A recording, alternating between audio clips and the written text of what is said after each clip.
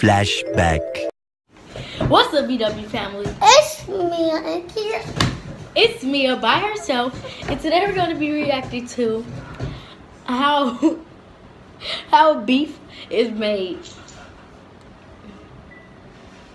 You about to cry? Oh, you know I'm gonna cry.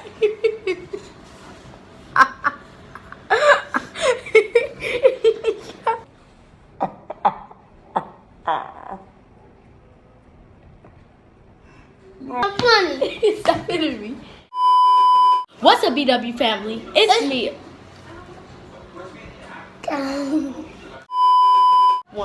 What's up, BW family? It's Mia. Kiara. And today we're going to be reacting to how beef is made. Like the whole butcher process and everything. Yeah, so let's get to this video. I had to get up mighty early to do it. But how many of you out there would like to see a beef cut up and know every part and piece thereof and how it's taken apart? And today we have Leonard and Mark. We're in northern Garrett County. And I have to. I'll start that.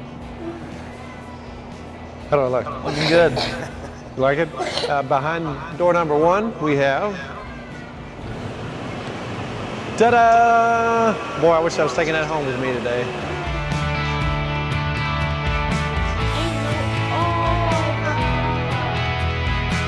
So we have Bluegrass Farms here.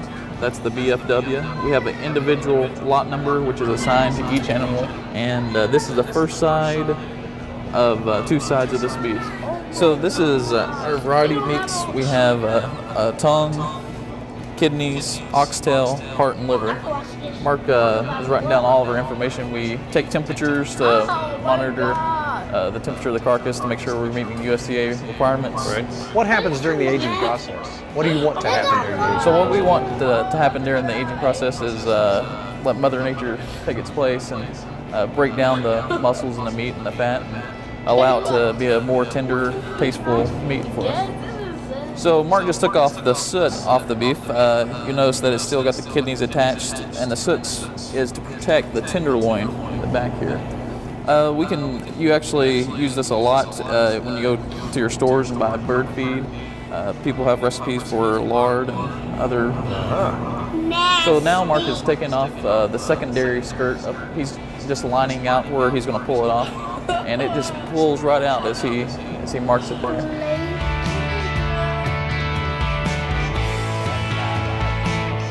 You'll notice that there's a layer of skin that's on both sides of it.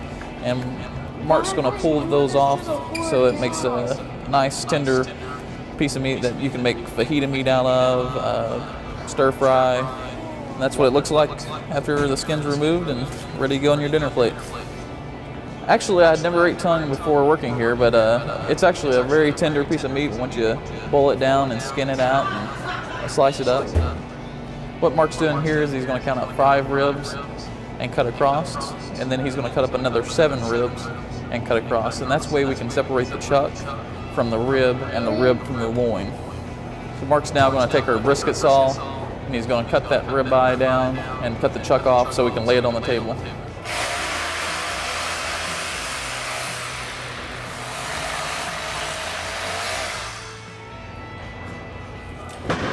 So now what we have is the rib section here and the chuck section here, which is only connected by this single cut here. And he's going to cut that and we'll move on to it. We're just going to set this rib and short ribs and the ribeye over here for the time being. We'll work on this chuck. And as I was talking about before, he's going to make a cut right here and we're going to take that brisket off this chuck.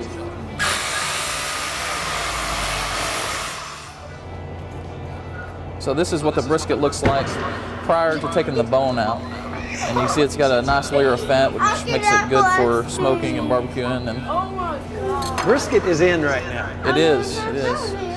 I think Mark has done this a couple 100 billion times. He's been in the business a long time. You be eating this This stuff. is go to your market. You are still eating. Very nice.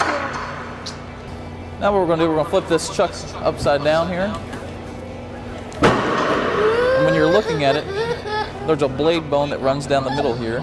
and it separates the chuck from the shoulder. So what he's doing here is he's following that blade bone up, and he's just going to mark out where that top blade is so he can pull it out. Almost like crying. So he's got it marked out, and he's about to pull it off.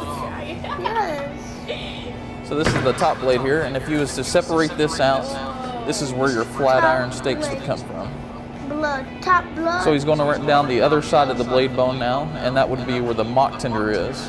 It's a fairly lean piece, a roast, and it's kind of tough, so it makes a real good roast that you cook in a crock pot, or you can see as he's getting to that mock tender, you can see the seam starting to pop away, and he's able to roll that mock tender out of the pocket it's in.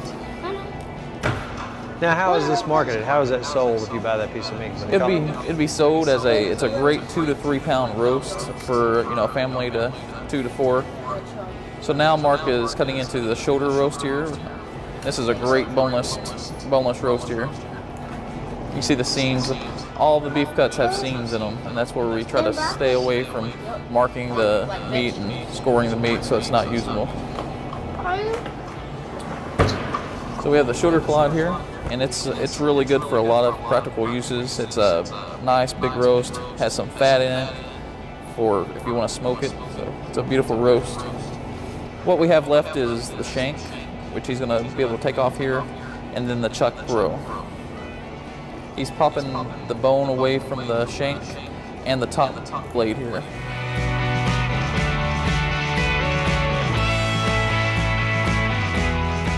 So he's going to finish removing the top blade bone here. You see there's not a whole lot of trim on this bone. Mark has a good sharp knife.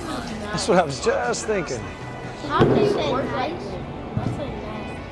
Okay, so he's going to separate that chuck eye, and he's going to cut the bone off so we get the neck bones and the chuck roe.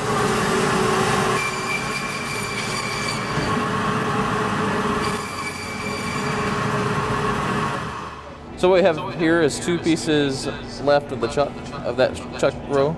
We have the chuck roe and the neck bones. He's following the bone down where the neck bones run around the chuck. He's going to remove the chuck roe from the bones here. This would be the equivalent of a Boston butt on a pork. So it'd be great for smoking and barbecuing, stew meats. So he's now removing the neck bones, where the rest of this will go in the trim, and we'll cut the neck bones for stock. So we have the shank that's left here. We'll cut it into 2-inch portions. It'll be great for braising. So we have cross-cut shank here. Beautiful roast. Yeah, this is kind of the prized portion of the beef here. We have the short ribs, and then we have the prime rib. We can cut it into rib eyes. We can do bone-in rib roast, tomahawk steaks, whatever you want. Just put that in my truck. I'll carry it on out for you. So when we look at the rib section here, we have the rib eye, which you can see the eye of the rib eye there. And this would be, we'll remove the chine, and we'll make this a boneless rib eye. We'll cut it into steaks.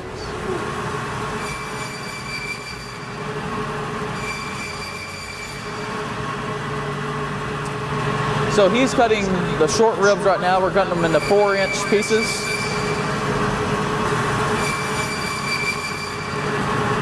And we have our short ribs here.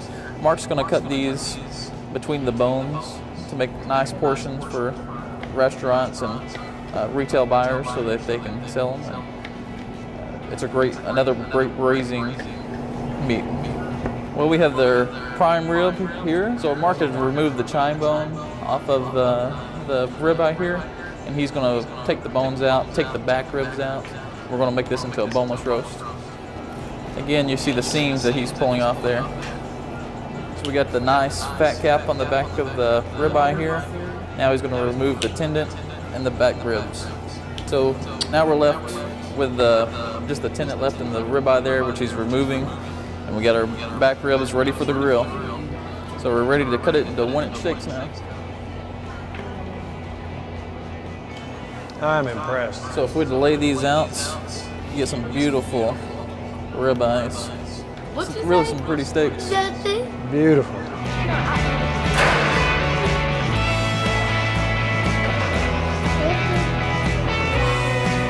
And then we have our oxtail here. And I don't know if you guys have ever had oxtail soup, but it's amazing. So So you would just put these little segments in your favorite suit, and it really is good. So what he's now is he's getting ready to separate where the loin connects with the round. We have the rose meat on this side, which we'll be going to our trim today, but sometimes we harvest that. And on this side we have our flank steak, which is a great steak for fajita meat and just for your grill.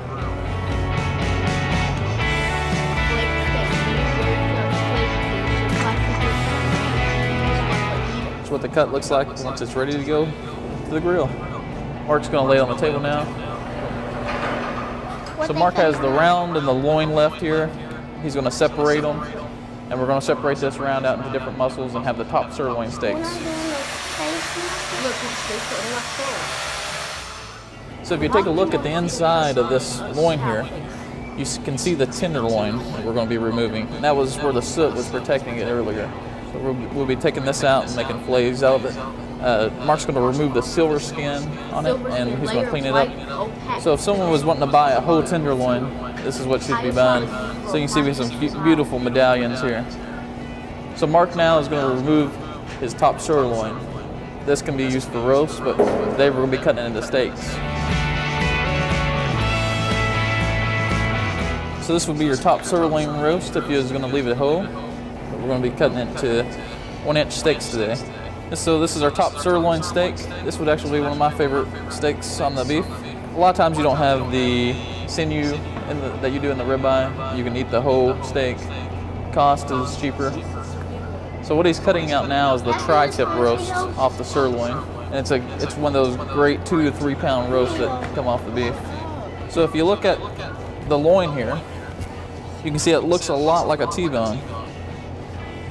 Then we have where the tenderloin was, and that would be the porterhouse. So as the tenderloin runs out, it becomes T-bones. But today we're going to be making this into a boneless strip loin and cutting it into 1-inch steaks.